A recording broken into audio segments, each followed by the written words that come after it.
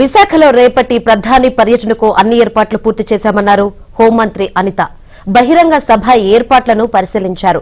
కూటమి ప్రభుత్వం ఏర్పడిన తర్వాత తొలిసారి ఏపీకి వస్తున్న ప్రధానికి ఉత్తరాంధ్ర ప్రజలు ఘన స్వాగతం పలికేందుకు సిద్ధంగా ఉన్నారన్నారు.